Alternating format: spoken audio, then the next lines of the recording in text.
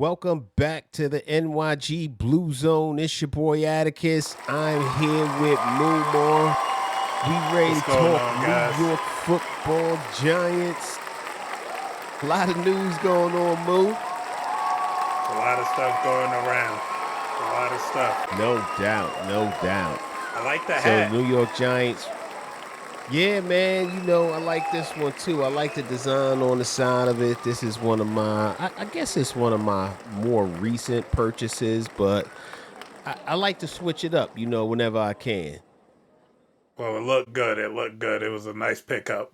So what we touching on first, Appreciate it. Unc? Well, it's been a while since we were able to chop it up and talk about the Giants, the team, the players, the season. Now there's a whole lot of new information in the news cycle with the coaching search going on. Obviously, the playoffs are underway.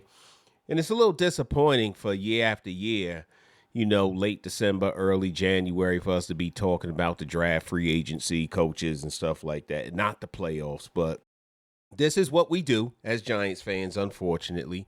Hopefully, if the Giants get this new head coaching search right, we won't be doing that moving forward. But we got a lot. I mean, we can start by really closing out the regular season and talking about what you saw that you liked, what you didn't see, that you wanted to see, and what you hope to see moving forward. But before we get in all of that, I just want to ask everybody, if you like our content, to please like, subscribe, and hit that notification bell so every time we drop some content, you'll be one of the first ones to get notified. And also to remind you, you can find us everywhere on Instagram, Facebook. We are on RSS, which includes Spotify, Apple Play, Google Podcasts. Anywhere you want to find your favorite podcast, you can find us there. And we are on X, formerly known as Twitter. So make sure that you lock us in on all your socials so you never miss anything that we're talking about. If you So, guys Moo, needed any indication that Uncle Atticus is not an Apple guy, he meant Apple I call it Apple Play, Podcast. right? Yeah, Apple Podcast. Yeah. I got my shortcomings. I'm not an Apple guy. I'm Team Android. But, and you know what? I thought after I said it, I said that didn't sound right, but I'm I going to just got keep you. rocking with it. I'm I'm going to here keep with the rocking with it. But my assist. Apple people, they caught that. They caught it quick. They called me out on it. That's okay. It's all good. It's all good. So, Moo, yeah, why don't you tell us what you thought about how the season ended overall? I mean, you had some excitement going in. I think we all did. And I don't know that we all had excitement going in.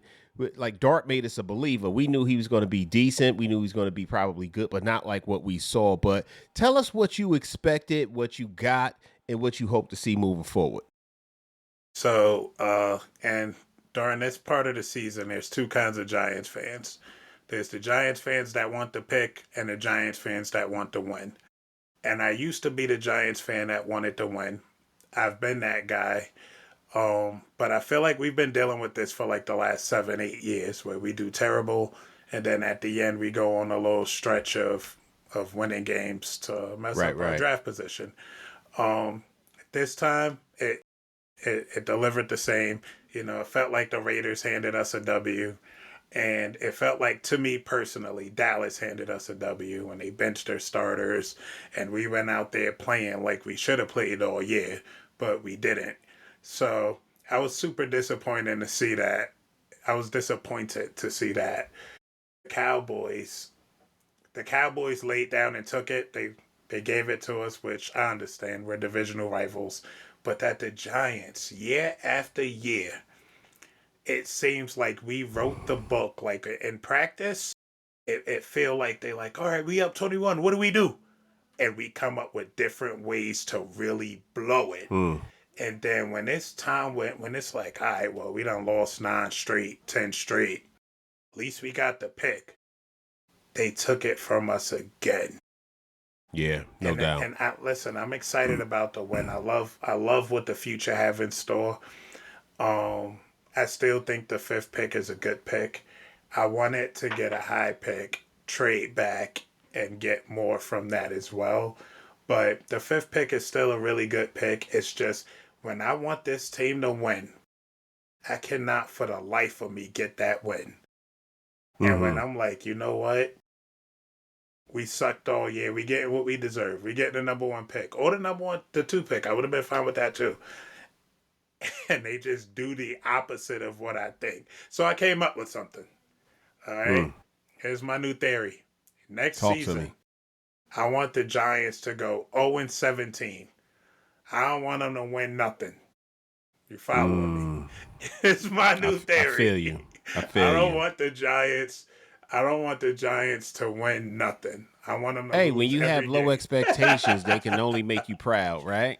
They can only make me proud. Every time I want this team to win, and I want it bad, they lose. When I want them Yeah, to like just take the L, let's take our pick and go with it, they win. So next year we might go undefeated, but in my heart, I'm training my heart and my mind and my spirit I for the feel you. Giants. That's I want smart. them to be 0-17. That's smart strategy. Let me ask you a question. We're going to talk about all of the draft positioning and and before the draft, there's free agency, right? So there's probably going to be some needs that's filled during that period. Obviously, Joe Shane is going to be making a lot of decisions on that. When it comes to the new head coaching search, Giants ownership has already made it abundantly clear that they are not going to allow Joe Shane to make the hire. He's going to be a part of the interview process, but he is not the one that's going to make the hiring decision. But before we really break all that down and flesh it out a little bit, I want to ask you because this season came with a host of different reasons to cheer and be happy, and then Lord knows it gave us many reasons to be just completely and totally pissed the fuck off with good reason, right? The Giants had at various points of the season got our expectations way up here, only to have them come crashing back down and bring us back down to a sad reality that we've lived with for the past decade or so. But I want to ask you, what was your favorite part of the season, your most painful part of the season, and maybe what do you feel that the Giants did get right, if anything? My favorite part of the season is when we beat Philly on Thursday night. Um, my most painful part of the season is when Zach Bond did his hip drop tackle on Cam Scatterboo. I feel like that shifted the entire season, if I'm being honest with you.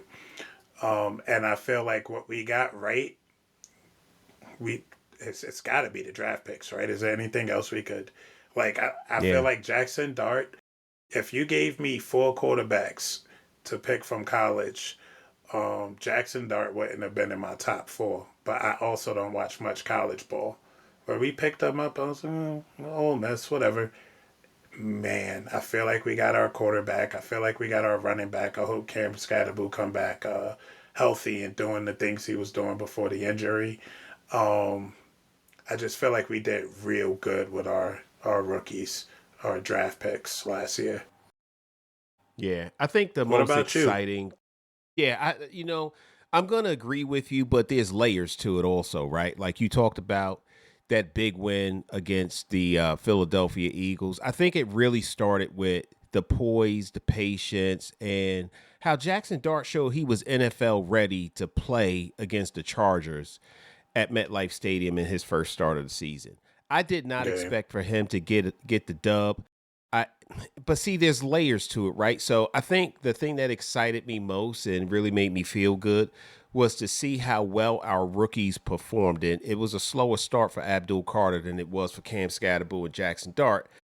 But coming into that game, man, their first start against a team that was slated to be that's in the playoffs right now, the Los Angeles Chargers, that was slated to be Super Bowl contenders, and they handled their business. And they didn't look like rookies. They didn't go in there and throw a bunch of picks and fumble the Without ball Malik. and just look without Malik Neighbors. They didn't look disjointed. They looked like they were in command, well, Jackson Dart anyway, of the offense. So I was really excited about that. And then that extended into that Thursday night game against the Philadelphia Eagles, which, by the way, they didn't just beat the Eagles. Like, they whooped their ass. Like, the Eagles really thought that they was going to come into MetLife Stadium and it was going to be business as usual because over the past series of years, they haven't been a problem for the Eagles. even though the Giants would put up a fight for the first half in some situations, maybe would win a quarter, but the Eagles would always find a way to just unload on them, right? Mm-hmm. But on this particular Thursday night, the Giants diddied with Baby Oil, the Philadelphia Eagles on a national stage, right? And that felt really, really good. So I'm going to agree with you that that was really exciting, probably my most exciting part of the season. Not just, but I can't limit it to one or two games because I'll be honest with you. You talked about the most painful part was watching Cam Scatterboo be injured. That was painful, right? For two reasons. We lost him for the season. And the second part of it was it did derail the synergy that we had developed offensively on the team. But I think one of the more painful overall parts for me was just the absolutely disgustingly bad play of our defense. For us to be slated to have a top five defense going into the season, to be the worst defense in the league in every statistical category that made sense. I was like, what am I watching here? How many fourth quarter leads is one team capable of giving up, surrendering in epic fashion, breaking records, historical records? How many times can one team It was terrible. It was really painful. That's what I mean when I say with the last two games, really. All of a sudden, we got it all together now. We could get the interceptions. We could get the fumbles.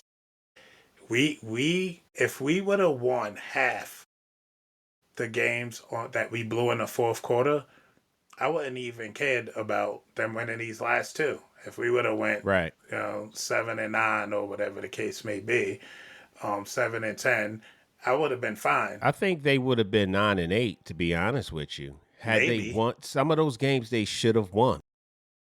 yeah, yeah, and I dislike that we are a team, and we've been for a long time.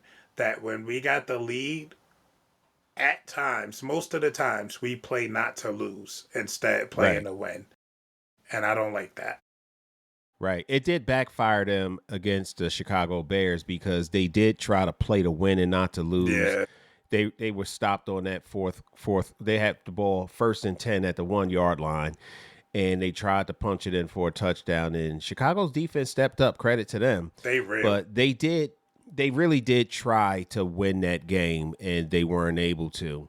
And then let me ask you this: what were some of the things about this season that truly surprised you in a good way, and things that surprised you maybe in a bad way? The things that surprised me in a good way, and I hate to sound repetitive, rookies was as advertised with the exception of Abdul Carter, and he did come to life in the last like 4 or 5 games, and even prior to that, he was delivering the pressures. He wasn't finishing, but I when we draft people, ever since the Eric Flowers effect, Kadarius Tony, Eli Oh my Apple, things God, like why you that. got to bring Um, that up? I'm just saying. I have PTSD with our draft picks. So when we draft somebody and Malik Neighbors is doing what Malik Neighbors do, Jackson Yeah, Dart, he looks like his highlights. Cam Scatterbull, as promised. Abdul Carter towards the end. This is what we drafted him for. Um, the feeling that the people we drafted to make an impact, Alexander on the D line, um, they all kind of they did their part. We got a young team, and that's what no excites me. doubt. And we have potential to keep this team together. The most disappointing thing for me, and I was disgusted by our defense. Please believe me, it was hard to watch without texting Quan and complaining. But the thing that disturbed me the most was Darius Slayton. I felt Hmm. like when Malik Neighbors went down, Darius Slayton is now WR1. Our slot receiver turned into WR1. He could not bring anything in. He had the drops that he had when he wore the 87. Um, I always felt like we don't make enough plays designed to go to him, and he's always number two because we always have a number one, or it felt like that at least. And if you gave him a real chance at being a number one, I thought he'd be a good one. He's not, and he is. I don't even honestly. I wouldn't be upset if we didn't give him another chance. Just drop him down to like the fourth string or something like that. Because I was looking at a clip that showed if Jackson Dart, if the drops that didn't happen, if Theo Johnson and Darius Slayton caught the passes Jackson Dart has thrown to them, he would have 8 more touchdowns and about 700 more yards. Did you see that clip? Mm-hmm. I did not see that clip, but that doesn't surprise me in the least. That's crazy to think about that. Like his numbers look pretty good already. Right. That's a wild statistic for sure. Yeah. Yeah. I agree with you. You know, number of letdowns that we can point to. Certainly Darius Slayton had many opportunities to do a better job. And Wandale, what a job he did this year. You know, second year returning back from a torn ACL. And my God, did he ball out in the contract year. And Theo Johnson has been so up and down that I really, it's hard for me to really gauge what he's going to be. This is year 2 of seeing very similar type of mistakes that he's been making. And I don't know that it's as much of a coaching thing as it's, I guess you can coach that out of them because they have 2 different receiving coaches. You know, you got a tight ends coach and you got a wide receiver coach. And you got the same thing that's happening across the board. It really makes you wonder if it's the coaching or the player. And part of me is leaning towards it's the player. And I've watched him try to. Yeah. He did look better this year. And here's the thing about Theo Johnson. His drops, and I'm going to say this about Darius Slayton too, his drop percentage is really not that far off from a league average. But when they've made their drops, have been at some of the most critical points of a game where you need to catch that ball. Like, that's the difference between winning and losing when Theo Johnson and Darius Slayton has made some of these drops. Now, I don't want to spend a whole lot of time on them because we've talked about them to depth and how we need to. Theo Johnson, I have more hope for than I do Darius Slayton at this point because Darius Slayton has just been years of the same thing. Theo Johnson is still young and raw, and he can be shaped and molded to be exactly who we want him to be. What I will say is, and Mike Kafka did not do a good job as the head coach, but he did a fabulous job as an offensive coordinator, even while he was dual rolled as the head coach. I've seen plays that he came up with that blew my mind. Worked to perfection. Obviously, they practiced it because they weren't simple. They were very complex in design, and they had to be executed perfectly by several people on the team in order for it to work, and it did work. And you talked about Malik Neighbors going out due to injury. Darius Slayton had to step in to be the one. Then he went out due to injury. And we went into a game with no receivers absent Wan'Dale Robinson and Bo Collins and somebody else. And we're hoping to win. And Lil Jordan Humphrey. Lil Jordan Humphrey and Mike Kafka came up with a perfect game plan that involved the tight ends in the way that we didn't even miss our receivers. Obviously, we missed them, but the offense was still functional without missing key pieces. And I was like, wow. Mike Kafka is not going to be on the New York Giants sideline next year. At least I don't see a way for him to do it because obviously the Giants are looking for a new head coach and new guys bringing new eyes, right? And they're going to bring in who they want. Now, it would probably be okay if they brought Mike Kafka back, but I think overall the organization and fans alike, they just want new everything at this point, right? Like, we don't want to see carryover from anything that's the same that we've seen that's kept us in this perpetual state of being under 500 performing NFL team. So I really don't know what they're going to do with that. But to wrap up offensively, I think that the Giants have given us, even in a losing season, a lot of reasons to be excited moving forward. Hope. One, one of the names we didn't talk about was Tyrone Tracy Jr. And I thought he did a phenomenal job once he got his legs back under him and regained his confidence. When he came in after Scat left, I think there was some mental stuff he was dealing with where he was just not making the same type of decisions to run angry that he did before. But after a couple of games, he got back to that. In fact, Well, he gave a second 2 year in a row 1,000-yard seasons. I feel like Tyrone Tracy Jr.'s issue was he never got the level of love Scatterboo had because he didn't bring the same amount of energy. I feel like he was battling with Well, he they don't eat loved crayons for breakfast. You he can't have don't that same he level don't. of energy. I feel like he was battling with they loved me last year, and now the team energy that everything about this team has declined since this rookie running back who started for 5 weeks or so went down. The whole energy of the team shifted. It felt like when his first game he played after Scatterboo got injured, it felt like he was trying to run through people, which is not what he Right. does.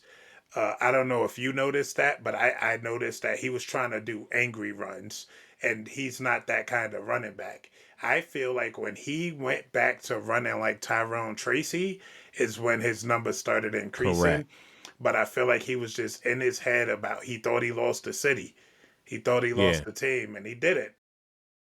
Right. Well, we saw something similar with Jackson Dart playing against Minnesota when Kafka was like, we're going to protect you at all costs, put you in bubble wrap. I want you to play this way, not your style of football, because we can't afford to lose you due to concussion again. He produced 33 passing yards that game, which was, I think it was like a net 9 or something like that at the end of the game, which was probably his I his hated that career game. worst between college, high school, and professional. I hated And that once game. Jackson Dart was able to be himself, play himself, do his thing, his numbers went right back up. So you're right.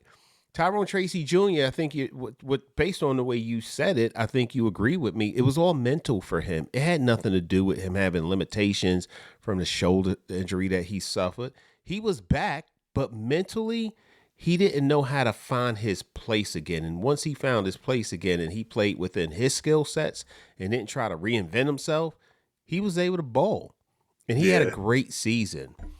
So real quick, defensively, we talked briefly earlier today about how Shane Bowen, clearly he wasn't the answer. And I do want to touch mildly on Joe Shane, but he wasn't the answer. He just did not know how to run a defense. And honestly, I wouldn't say that his defensive scheme was terrible because when he was terminated and Charlie Bullen took the reins, Charlie Bullen didn't bring in a whole new system. It was still Shane Bowen's system, but it was called differently. And he put people in different places that work with their skill sets instead of trying to fit square pegs in round holes. And we saw the defense perform at a much higher level. Wish this would have happened much sooner in the season, but a much higher level to the point where, like you talked about, Abdul Carter, he started turning pressures into sacks, right? He started turning pressures into tackles for loss. He finished the season with the highest pressure rate by an edge rusher, if I'm not mistaken. He just had an outstanding game. Bobby Okereke out there having consecutive games with interceptions. Like, that stuff wasn't happening for us. I think it was Dane Belton who had an interception also. Like, these guys were flying around and getting to the ball. Like, the defensive numbers, I forget what the statistics were exactly, but we went from the bottom of the league to the top 10 in every category defensively for the last 5 games of the season. That's not an accident. Hmm. That doesn't mean we didn't have good players. We had good players who weren't coached right, who didn't have the right plays called at the right times, who wasn't subbing in and subbing out. Darius Alexander. Darius Alexander went in there and he came in. He finished the season looking the way we wanted him to start the season. That's not an accident that these happen. What'd you think about the defense and how they turned it around? Absent Dexter Lawrence, because I still don't know what's really going on. It's hard for me to give anything to the defense. Like I said, the last two games, I feel like it was two teams that wanted to hand us a W to destroy our draft position, and we took it. So, I mean, I did see some good things with the defense, but I felt like we was playing against an elementary school at that point.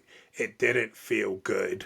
It didn't feel as good to me as it does to you because I just seen it different. I seen it like it felt intentional. Everything felt intentional. I liked what Abdul Carter was able to do towards the end. I'm a big Bobby Okereke fan. I feel like he don't get talked about enough due to the fact that he's not on a very good team at the moment, but he's on a team with a lot of potential. So I feel like he's an important piece to keep. Brian Burns, I can't Can't say say enough enough about about him. him. Mhm. I can't say enough about him. Second team All Pro on this year too. He exceeded my Should have been first team. expectations. Yeah. He should have Mhm. been, but I'm telling you, when your team is like our team, your players get looked at a lot less. And I think that's what it is. If you had Brian Burns on the Chiefs, well, the Chiefs look bad too. Let's say the Bills, he would be first team. You know, You know what? I think there's truth to part of that, but at the same time, the New York market is just so big that his name is out there. You know, even on a bad, you look at Jackson Dart, his name is out there. Number one jersey sales in the country right now. Cam Scatterboot is everywhere you look, he's there, and he's getting like huge attention. So part of that is true, but I think the media market has a lot to do with that, though. for him to not be first team and him to be number two in sacks, Right. and mind you, Miles Garrett had a game with like 6 sacks and a game with like seven or Five something of them. like that. Yeah, Oh, he five. had five So sacks in that game. Yeah. yeah, so he got like 11 sacks off of 2 games, which really created the space. But Yeah. to not make Brian Burns, who's On a on losing team, on a by the losing way. team, Mm-hmm. first team, it's a popularity contest to me. Right. It's definitely it's definitely malpractice in the voting process, right? Like he should have definitely been first team. But overall, finishing the season, you know, depending on what your hopes were, whether you wanted the second pick and turn that to multiple assets to get more pieces, or you were just happy with the win.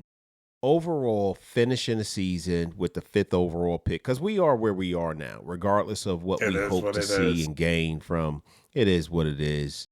You know, I'm not disappointed about having the fifth pick in the draft.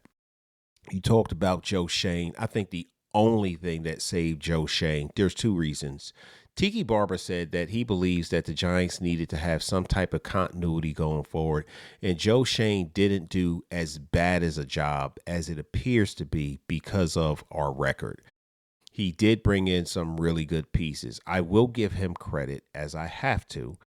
His last two seasons, 2025 season, 2024, he did a very good job drafting talent. I won't say the same thing about free agency outside of Brian Burns because Paulson Adebo and Javon Holland, I feel like the jury's still out. The verdict is still out on that one because they didn't show me enough this year. That may be partly because they had just a bad defensive coach.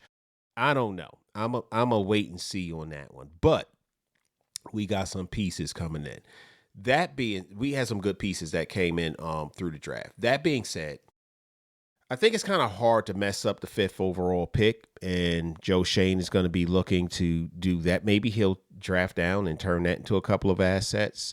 Obviously, it'll be different assets than if you had the number two pick and you were drafting down, um, um, and you were trading out of. But I don't think five is a bad place to be. Now, we got this head coaching vacancy. There's a bunch of names out there. John Harbaugh is obviously the name that a lot of people want to see in New York. You got Kevin Stefanski. I'm just talking about prior coaches with head coaching experience. John Harbaugh, Raheem Morris, Kevin Stefanski, Antonio Pierce. You got Jim Schwartz, Jonathan Gannon, Brian Flores. Um, And then you've got Cliff Kingsbury out of Washington. Who you like and why? And who's So an absolute no? my pick is gonna be Harbaugh. My reasoning behind that is when getting Lamar Jackson, he built a team around his quarterback. He found out what works for his quarterback. He used it. He didn't say, "Oh, you good at running? Stay in the pocket." And I feel like it's important for you to work with your quarterback strengths. Get what he likes, because at the end of the day, I feel like that's the head of the team. And I feel like he will do that. I don't feel like he's going to have players doing stuff they don't usually do because he thinks it's a good idea. I think he's going to use our team to its strengths, and we got a lot of strengths. It's just hard to see it because we don't do that. I don't think I have an absolute no. Mike McCarthy? I don't want him. I don't want Mike him actually. McDaniels? Nah, that's what I meant. McDaniels is. I like him as a person. I don't want him as a coach. So I guess he would be my absolute no. And it's just because I feel like it would be the same deal that you got with Brian Dable. Just it'll look good on the sidelines. It'll look good in the media, but it won't look good in the locker room. I feel like we need a more strict person, a more I don't know, a more seasoned guy who's been doing this for a long time successfully. So I Mm. would go with Harbaugh. Harbaugh's your number one. Who's your number two? Honestly, there's a part of me, unpopular opinion. I would love to get Pierce back in there. Even if it's just not as the head coach. Even if it's No, like a no, no. I'm def talking about head coach. Head coach. I don't think the Tomlin thing's gonna happen, Unc. No, But no, it, I'm not saying Tomlin. I'm saying right now with the landscape that we're working with, who's your second choice? Let's say Tomlin retains his job with the Pittsburgh Steelers. In fact, he's not even a consideration because he's employed and he's playing tomorrow night, right? Or coaching tomorrow night. With the current list of players, coaches that are available that I ran off, one more who time, would run be your over it one second more choice? time. One more time. All right. We got John Harbaugh, Antonio Pierce, Raheem Morris, Kevin Stefanski, Cliff Kingsbury, Mike McDaniels, Jim Schwartz, Jonathan Gannon, Brian Flores, and Jesse Minter. I also wouldn't be mad at Brian Flores, but that's really just me picking one to pick one. I'm Mm, sold on Harbaugh. I right. like I I like got you. Flores, but I don't have a plan B. Okay. So your guy is John Harbaugh, and you saw his list of demands, right? $20 I million did. salary, $10 million to hire assistants. I think he wanted a 5-year deal, and he wants the ability to pick his own general manager. You like that, or you got an issue with that? I listen. I do feel like it's a lot. I feel like it's a crazy list, but I feel like we need so much change that I'm with it. We need so much change on this team. I don't want to draft somebody Because that and means getting rid of potentially Joe Shane, who the Giants have already yeah, committed to keeping. we need so much change on this team. We write the book on making the wrong side of history. We write the book on it. I would be surprised if every NFL record ever broken wasn't broken on us. Every time I watch a Giants game, it's the first time someone started a game completing 15 passes. The first time a running back got 4 touchdowns in a game. The first time is everything is just like a wild stat that is just the Broncos game. Um, Unthinkable that it could ever be broken, but we broke it, it. insane. I feel like we need so much change that give him what he want. Like, cause it's not one person responsible for the Giants' failure. It's multiple people. Let's get rid of multiple people. Don't just get rid of the head coach. Um, let's change the trajectory of this team. Let's change the identity Right. of this team and and build it into something. We've been a Right. failing team for too long. Too Way too long. long. To the point where I was talking to an Eagles fan yesterday, and he told me he don't like to eat while the Eagles is playing because sometimes he'll lose his appetite. I used to be like that. Now, Yeah, no, I can't. Yeah, no, it don't matter to me. But yeah, I just want the. We got to make some changes. I'm down to give right. him his demands. Okay, all right. And I'll say this. I'm okay with it too. I tell you what, John Harbaugh's list of demands is going to reset the market for head coaches. Okay. First of all, I have never seen a more extensive list of qualifying candidates, whether it be first time head coaches or seasoned veteran head coaches, to choose from. Ever. We always seem to miss that cycle when there's some good head coaching candidates available. We always seem to miss it. I think this list is so long that even if we picked up somebody who we did not really desire, we would still have a much better head coaching position than we have had in a long time because there's so many good ones to choose from. I don't like Mike McCarthy, but Mike McCarthy will win you a bunch of regular season games. If that should happen, that is not who I want. He will win us some games. John Harbaugh is my guy, right? He's definitely my guy. Obviously, if Mike Tomlin were available, I know you was like, here you go with that Mike Tomlin. Look, if he were available, that's who I'm going for. But can you imagine what the Giants would have to eat if Mike Tomlin became available? Not that it matters because it doesn't affect your salary cap in any way. You can pay a head coach whatever the fuck you want to pay him. And it doesn't impact your ability to acquire new talent. But it's still resetting the market, and that's what's going to happen. Based on the slate that I'm looking at, my number one is John Harbaugh. No question about it. Everybody's making all of this hype about Kevin Stefanski and he's supposed to be this offensive guru and all of that. We heard Well, that before. this offensive guru has more losing seasons than winning seasons. He is Brian Dable on Valium and Ozempic, as far as I'm concerned. He was the 2-time head coach of the year for the National Football League. This man had who is currently a Pro Bowl playoff winning quarterback in Baker Mayfield and totally mishandled him to the point where the general manager shipped him off to another team. They started this season, and he was in a room talking about what we going to do. Let's get Deshaun Watson. He was involved in those discussions. You bring Deshaun Watson here, which was a disaster of a deal to begin with, and then the guy can't even get on the field. Then you start this season, you got 5 quarterbacks on your roster. You got Joe Flacco. You got Kenny Pickett on your roster. You draft Dylan Gabriel. I don't know what they were thinking when they drafted him. Deshaun Watson is still hanging out in a massage parlor somewhere. You still got him. And then you bring in Shedeur Sanders.